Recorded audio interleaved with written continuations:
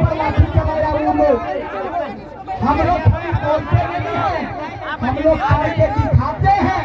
और जिस दिन हमारी सरकार बनी, मैं बता दे रहा हूँ 1932 का खतियान भी आएगा और बाहरी पर नौकरी यहाँ से गोलियां पिस्टल भी लेके हमारा सिर्फ झारखंड जो है हमारा झारखंडियों का है। हम बोल रहे हैं बाहरी लोगों से मेरा दुश्मनी नहीं है। मेहमान हो मेहमान के जैसा रहो, मेहमान हो मेहमान के जैसा रहो, न धकेल के हम लोग वहीं छुपा देंगे। आज हम लोग बात बता दिए, सारे लोग जो है सो हम लोग कह रहे थे कि हम लोग आंदोलन किए, मुख्यमंत्री घेराव किए और उसके बाद में क्या कहते विधानसभा घेराव किए और बंदी किए। और बंदी करते करते हम लोग हो गए परेशान। तो हम लोग बोले कि 2024 में बंदी नहीं नसबंदी करेंगे।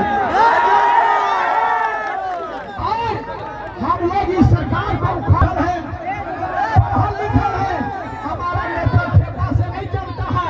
हमारा नेता जो है पढ़ लिख करके बाहरी लोग के जितना यहाँ पर सेक्रेटरी बना है, अधिकारी बना है, हम लोगों का क्या करता है कि अनपढ़ नेता को जो है सो हम लोगों को प्रोजेक्ट कर देता है और पढ़ने नहीं देता है, अगर बच्चों का कानून बना देता है।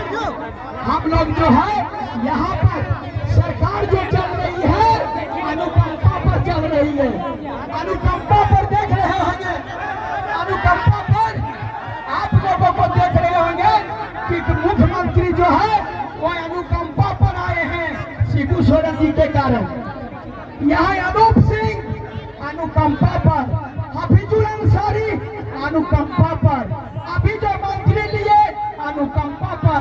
और आप लोग जितने होंगे कि आंसू के चौधरी जी वो भी अनुकंपा पर, सारे लोग अनुकंपा पर। शिल्पा नेहा तिर्की बंधु तिर्की की बेटी। तो आप बताइए कि खाली रानी का बेटा राजा बनेगा, रानी का बेटा राजा नहीं बनेगा। 2024 में कानी का बेटा राजा बनेगा, ये हम लोगों को संकल्प करके जाना है। सब जो है पैसा छिटता है, पैसा दिखाता है। अरे दोस्तों मैं कहता हूँ कि 1500 में कुछ नहीं बिगड़ता है। 500 रुपया अगर कहिएगा, अगर वोट लेने के समय 500 देखिएगा तो 5 साल के लिए 100 रुपया पड़ेगा। अगर महीना में साल में 100 रुपया 5 साल के लिए अपने आप को गिरवी में रख दीजिएगा। अगर तू वो 1000 दे देगा तो ये तेरे पास में साल में जो है 1 रुपया पड़ेगा यदि प्रतिदिन करिएगा। और 1 रुपया भिखारियों को नहीं देता है। इसलिए हम लोगों को दारू और महुआ में नहीं बिकना है। 2024 में अपने अधिकार को समझना है। और यहाँ से जैसा पीछे से सिखा रहे हैं, आगे वाले बैठ जाइएगा तब तो पीछे वाले देख पाएंगे। बैठ जाइए, हम आप लोगों का सम्मान करते हैं। आप देखिए यहाँ पर बैठे हैं ना, आप लोगों को अरे बाबा आप नहीं बैठिएगा तो हम लोग कुर्सियों पर कैसे बैठेंगे? अगर आप लोग जमीन पर बैठिएगा तो जमींदार कहलाइएगा और कुर्सी पर बैठेगा वो चौकीदार कहलाएगा। और जो जमीन पर बैठेगा वही इस जमीन का झारखंडी का माई का लाल है। मैं तमाम लोग को, क्योंकि आप लोग जो है तो जानते हैं कि हम लोग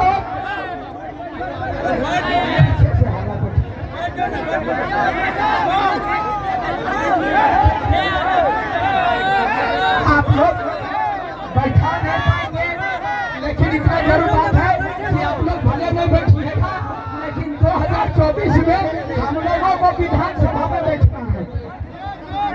इसलिए आप तमाम लोगों को हम अनुरोध करेंगे, क्योंकि समय अभी कम है। अभी फिर हमारे जयराम दा का भी भाषण है और अब बहुत सारा चीज हम लोगों को कहना है, क्योंकि यहाँ से कमेटी की तरफ से बोला जा रहा है कि जल्दी कीजिए, जल्दी कीजिए। जल्दी जरूर होगा, लेकिन इतना जल्दी भी नहीं करना है। आप तमाम लोगों से अनुरोध करते हैं कि आज जो है जितना भी शिक्षा की बहाली है, केपीएससी में सीरियल की बहाली है, जो भी बहाली है, खाली फार्म भराया जाता है, परीक्षा नहीं लिया जाता है। सब बच्चा बुढ़ा गया, शादी नहीं हो रहा है, न और कुछ हो रहा है। अगर यदि हमारी सरकार आएगी तो न लाठी खाना पड़ेगा, न डंडा खाना पड़ेगा, सीधा नियुक्ति होगा तो सीधा नियुक्ति होगा। इन्हीं शब्दों के साथ में आप तमाम लोगों को कोटि कोटि धन्यवाद, क्योंकि पीछे से आवाज आ रही कि बहुत सारे वक्ता यहाँ पर है। हम लोग फिर मिलेंगे 2024 में। आप लोग कितने लोग वोट दीजिएगा? ए भाई, दोनों हाथ उठा के आप करो है, दोनों हाथ उठा के मैंने क्रिया खाप करो है। इन्हें से दोनों हाथ उठो सबको। जय झारखंड, जय झारखंड, जोहार झारखंड। कैसे लिया झारखंड, कैसे लिया झारखंड। धन्यवाद। अब आगे बढ़ने की जो मंच पे है साथी नीचे चले जाए। और इसी के साथ इस आंदोलन की एक पहचान बन चुके हमारे क्षेत्र के युवा क्रांतिकारी साथी मोतीलाल महतो जी से आग्रह करेंगे कि वे मंच पे आए और अपनी बातों को रखें। मोतीलाल महतो जी, छात्र के पेड़ शहीद अमर रहे, बिरसा मुंडा अमर रहे, प्यारे अमर रहे। जय माता जिंदाबाद, जय माता जिंदाबाद, झारखंडी भाषा खजान संघर्ष समिति जिंदाबाद, झारखंडी भाषा खजान संघर्ष समिति जिंदाबाद। अब मैं चाहूंगा कि मोतीलाल महतो जी अपनी बातों को रखें। धन्यवाद। जोहार सबको मेरे तरफ से जमा जमा जोहार। हम अपनी बातों की शुरुआत 2 लाइन से करेंगे। हम अपनी बातों की दो बात आपके पास रखेंगे कि जुल्म के साए में लब खोलेगा कौन, जुल्म के साए में लब खोलेगा कौन, अगर हम चुप रहे तो फिर बोलेगा कौन। जिस्म क्या है रूह तक सब कुछ खुलासा देखिए, जिस्म क्या है रूह तक सब कुछ खुलासा देखिए। आप भी भीड़ में घुस कर तमाशा देखिए। जो बदल सकती थी इस राज्य के मौसम का मिजाज, जो बदल सकती थी इस राज्य के मौसम का मिजाज, उस युवा पीढ़ी के चेहरे का हताशा देखिए। जोहार साथियों, सबसे पहले बात करेंगे हम 1932 का खतियान। तो वहाँ की जो जनता थी, 1 मिनट गाड़ी रोक दीजिएगा, 1 मिनट के बाद घुसाइएगा उनको, बोलिए 1 मिनट रोक लेंगे, 1 मिनट रोक लेंगे उनके। तो जब ये विद्रोह हुआ तो अंग्रेजों ने एक कमेटी बैठाई। कमेटी बैठाने के बाद उन्होंने निर्णय लिया कि आखिर झारखंड एक ऐसा लैंड क्यों है जहां पर इतना सारी विद्रोह हो रहा है। तो उस कमेटी ने उत्तर दिया कि झारखंड के जो लोग हैं वो अपने माटी को माई के समान मानते हैं। अगर उनके जमीन के लिए, उनके जंगल के रक्षा के लिए अगर एक अलग कानून बना दिया जाए जमीन की रक्षा करने के लिए, तो ये आंदोलन स्वतः ही शांत हो जाएगा। तब अंग्रेजों ने सबसे पहले जो सर्वे सेटलमेंट शुरुआत की थी वो है छोटा नागपुर काश्तकारी अधिनियम, जो 1902 में शुरू हुआ, खत्म हुआ 1905 ईस्वी में और लागू हुआ 11 नवंबर 1908 ईस्वी को, जिसको हम लोग बोलते हैं छोटा नागपुर काश्तकारी अधिनियम। इस आधार पर हम लोग झारखंड सरकार से मांग कर रहे हैं कि सबसे पहले झारखंडियों को परिभाषित किया जाए, आइडेंटिफाई किया जाए कि झारखंडी है कौन। दूसरा सर्वे है 1932 का, जिसको हम लोग बोलते हैं रिविजनल सर्वे। रिविजनल सर्वे जो है झारखंड के 85% इलाकों में हुआ, कुछ हिस्सा कोल्हान का है जहां छूटा है। तो हम लोग सरकार से ये मांग कर रहे हैं कि आप 1908 को भी लागू कीजिए, 1932 को भी लागू कीजिए, 1954 को भी लागू कीजिए और 1964 को लागू कीजिए और 1964 तक जाइए और 1964 के बाद जितना सर्वे सेटलमेंट है उसको मान्यता दीजिए और उस आधार पर परिभाषित कीजिए, आइडेंटिफाई कीजिए कि झारखंडी कौन है। जब झारखंडी परिभाषित हो जाएगा उसके बाद नियोजन बनाइए। नियोजन किस तरह बनेगा इसको ध्यान में रखिए। कुछ लोग कह रहे हैं कि खतियान आधारित नियोजन नीति। नहीं नहीं, ये प्रोपोगेंडा है, ये षड्यंत्र है।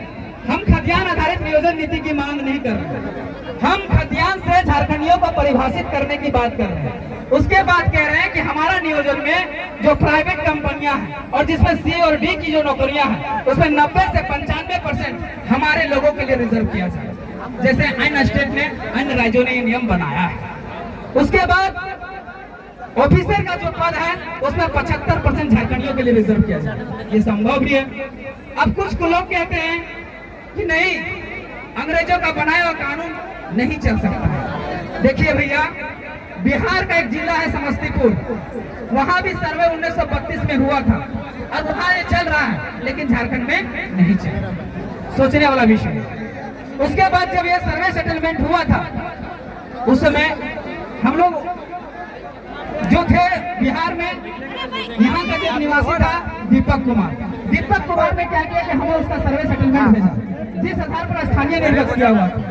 तो उसमें लिखा हुआ था कि जो स्थानीय निर्गत किया गया है ये 1932 से खतियान के आधार पर निर्गत किया गया, जब झारखंड बिहार से अलग नहीं हुआ था। मतलब जब झारखंड बिहार में शामिल था तो 1932 चलता था, लेकिन झारखंड जैसा ही अलग हुआ 1932 नहीं चल रहा। क्या कारण है भाई?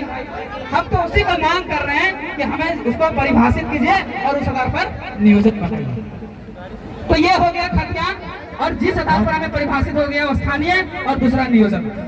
उसके बाद हम कहते हैं कि नियोजन जब बन जाएगी उस आधार पर हमारी क्षेत्रीय भाषाओं को उसमें मान्यता दिया जाए, उसका बैरिकेडिंग लगाया जाए, उसका घोरना घोरा जाए, जैसे अन्य राज्यों ने घोरना है। अगर आपको बंगाल में नौकरी लेना है तो बंगाली जानना पड़ेगा, अगर आपको महाराष्ट्र में नौकरी लेना है तो आपको मराठी जानना पड़ेगा, अगर आपको गुजरात में नौकरी लेना है तो गुजराती जानना पड़ेगा। अब झारखंड में हम लोग मांग कर रहे हैं कि जो हमारी भाषाएं हैं उन भाषाओं के आधार पर बैरिकेडिंग लगे, यानी जो यहाँ खोरखा, कुड़माली, नागपुरी, पंचपरगनिया जैसे भाषा जानता है वही यहाँ नौकरी ले सकता है। ऐसा बैरिकेडिंग लगेगा तो खोरखा कौन जानता है? यहाँ के लोग जानते हैं, तो नौकरी कौन लेगा? यहाँ के लोग लेंगे। और अगर उन भारी भाषाओं को यहाँ मान्यता दिया जाएगा तो नौकरी कौन लेंगे? बाहर के लोग लेंगे। तो फिर हम झारखंड अलग करके क्या किए? क्या फायदा हुआ?